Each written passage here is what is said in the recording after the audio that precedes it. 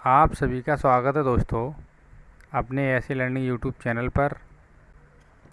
जैसा कि दोस्तों देखिएगा, जो हमारा टॉपिक चल रहा था संविधान की प्रस्तावना, जिसमें हम प्रस्तावना के तत्वों का अध्ययन कर रहे थे। उसी श्रृंखला में आगे बढ़ते हुए, ठीक है ना, तो जिसमें देखिए अगला जो पॉइंट है वो है गणराज्य, है ना, या गणतंत्र।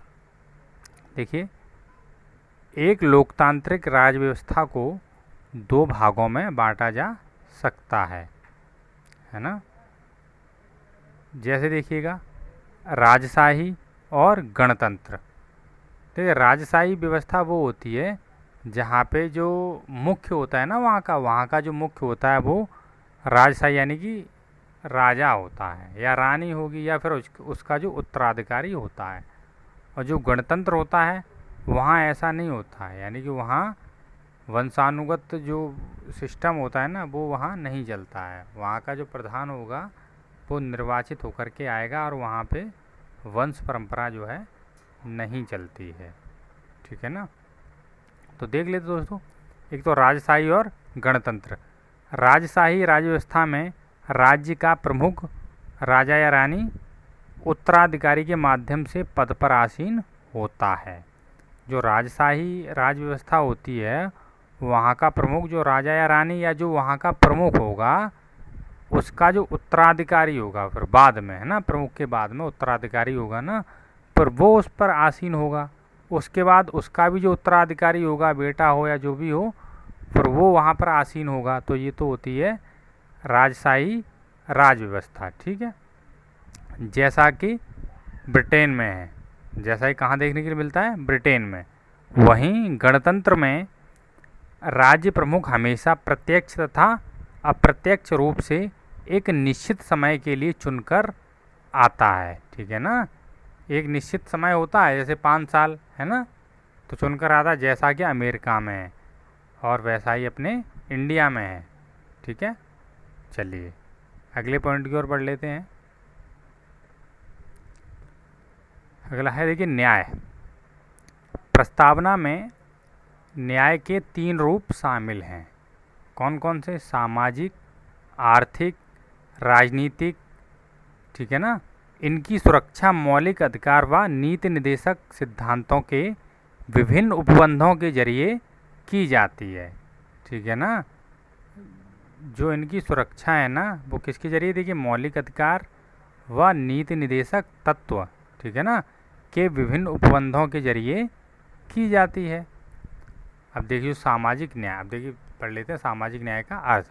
देखिए, प्रत्येक व्यक्ति के साथ जाति, रंग, धर्म, लिंग के आधार पर बिना भेदभाव किए समान व्यवहार, ये कैसा है? सामाजिक न्याय। सामाजिक न्याय के अंतर्गत क्या होता है कि प्रत्येक व्यक्ति के साथ जाति, रंग, धर्म, लिंग के आधार पर बिना भेदभाव किए यानी कि समान व्यवहार, यानी भारत के प्रत्येक नागरिक के साथ समान व्यवहार किया जाएगा।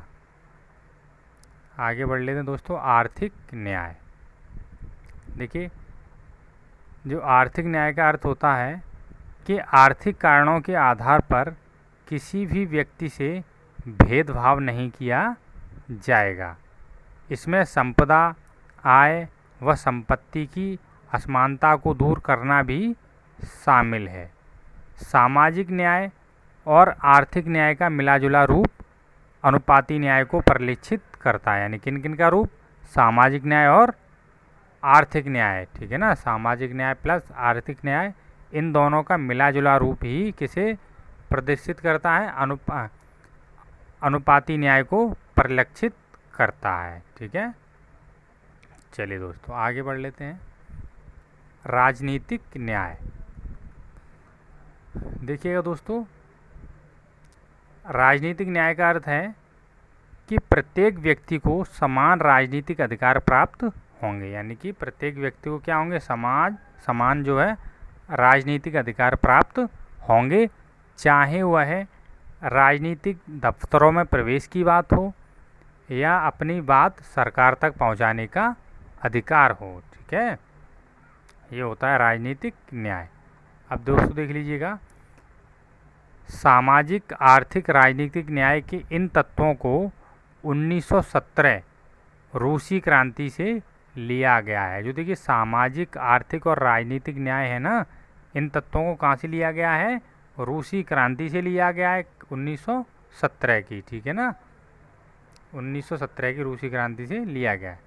अब देखिए अगला आगे पढ़ लेते हैं, स्वतंत्रता। देखिए स्वतंत्रता का अर्थ है लोगों की गतिविधियों पर किसी प्रकार की रोक टोक की अनुपस्थिति तथा साथ ही व्यक्ति के विकास के लिए अवसर प्रदान करना, है ना। ये किसका अर्थ है? स्वतंत्रता का, यानी कि लोगों की गतिविधियों पर किसी प्रकार की रोक टोक की अनुपस्थिति तथा साथ ही व्यक्ति के विकास के लिए अवसर प्रदान करना। दोस्तों देखिएगा, प्रस्तावना हर व्यक्ति के लिए मौलिक अधिकारों के जरिए अभिव्यक्ति, विश्वास, धर्म और उपासना की स्वतंत्रता सुरक्षित करती है। इनके हनन के मामले में कानून का दरवाज़ा खटखटाया जा सकता है। देखिएगा दोस्तों, अगर किसी व्यक्ति का जो मौलिक अधिकारों का हनन होता है, ठीक है ना, तो उसके लिए व्यक्ति स्वतंत्र है। चाहे तो वो सुप्रीम कोर्ट का दरवाज़ा खटखटा सकता है, चाहे वो हाई कोर्ट का दरवाज़ा खटखटा सकता है, यानी कि वहाँ पे जा सकता है, ठीक है ना। देखिएगा, हमारी प्रस्तावना में स्वतंत्रता, समता और बंधुत्व के आदर्शों को फ्रांस की क्रांति 1789 से 1799 में थी ना, हुई थी, से लिया गया है। यानी कि जो हमारे प्रस्ताव में स्वतंत्रता और जो समता और बंधुत्व के आदर्शों को कहाँ से लिया गया है? फ्रांस की क्रांति से लिया गया है। इसको भी आप लोग ध्यान में रखेंगे। अगला पॉइंट है, देखिएगा, समता। जो समता का अर्थ होता है कि समाज के किसी भी वर्ग के लिए विशेषाधिकार की अनुपस्थिति, यानी कि सभी के साथ समान व्यवहार किया जाएगा, ठीक है ना। यानी किसी भी वर्ग के लिए विशेषाधिकार नहीं दिए जाएंगे और बिना किसी भेदभाव के हर व्यक्ति को समान अवसर प्रदान के उपबंध होंगे, ठीक है ना। तो यहाँ देखिएगा दोस्तों, कितनी अच्छी बात निकल के आई है कि जो समता का अर्थ होता है वो क्या होता है? प्रत्येक व्यक्ति के साथ क्या किया जाएगा?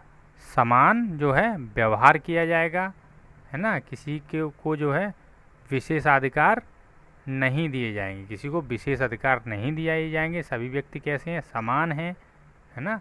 भेदभाव नहीं किया जाएगा, है ना। सभी को समान अवसर उपलब्ध होंगे। ये नहीं है कोई पैसे वाला है तो उसी के लिए जो है समान अवसर होंगे, कोई गरीब है ना, तो उसके लिए भी समान अवसर उपलब्ध रहेंगे, ठीक है ना। हाँ, अगला देखिएगा, अगला है बंधुत्व। बंधुत्व का अर्थ है भाईचारे की भावना। बंधुत्व का क्या अर्थ है? भाईचारे की भावना। देखिए, संविधान एकल नागरिकता के एक तंत्र के माध्यम से भाईचारे की भावना को प्रोत्साहित करता है। मौलिक कर्तव्य अनुच्छेद 51A, ठीक है ना, मौलिक कर्तव्य भी कहते हैं कि हर भारतीय नागरिक का कर्तव्य होगा कि वह धार्मिक, भाषाई, क्षेत्रीय अथवा वर्ग विविधताओं से ऊपर उठकर सौहार्द और आपसी भाईचारे की भावना को प्रोत्साहित करेगा, ठीक है ना। देखिए, हमारे देश में विविधताएं काफ़ी हैं, लेकिन विविधताएं होने के उपरांत भी हम लोग कैसे सभी एक हैं, है ना। चलिए दोस्तों, यानी हम कह सकते हैं विविधताओं में भी एकता दिखाई देती है। अगला है, आगे बढ़ लेते हैं। तो दोस्तों, प्रस्तावना कहती है कि बंधुत्व में दो बातों को सुनिश्चित करना होगा। बंधुत्व में कितनी बातों को? दो बातों को सुनिश्चित करना होगा। पहला देखिएगा, पहला व्यक्ति का सम्मान। पहला क्या है? व्यक्ति का सम्मान। और दूसरा देश की एकता और अखंडता, ठीक है ना। तो प्रस्तावना क्या कहती है कि बंधुत्व में दो बातें शामिल होंगी या सुनिश्चित होंगी। कौन कौन सी? पहली तो होगी व्यक्ति का सम्मान और दूसरा होगा देश की एकता और अखंडता। चलिए दोस्तों, उम्मीद करता हूँ आज की क्लास आपको पसंद आई होगी।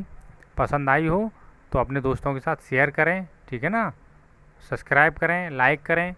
और दोस्तों देखिएगा, इसकी जो अगली वीडियो में हम इससे जो प्रस्तावना से संबंधित जो प्रश्न होंगे उनको लेकर आएंगे। मिलते हैं दोस्तों देखिएगा नेक्स्ट वीडियो में। हाँ, और देखिएगा दोस्तों, हमारी जो हिंदी की क्लास है ना वो कल से स्टार्ट होगी, ठीक है ना। तो उसकी वीडियो अब जो है आना शुरू हो जाएंगे। आप लोग बने रहिएगा, क्योंकि यूपी टेट का नोटिफिकेशन आ गया है ना, यूपी टेट का। तो उनके लिए भी स्पेशल क्लास होंगी, और जो यूपी एसआई वाले बच्चे होंगे ना, वो भी इस पर अध्ययन कर सकते हैं। चलिए मिलते हैं नेक्स्ट क्लास में, तब तक के लिए धन्यवाद।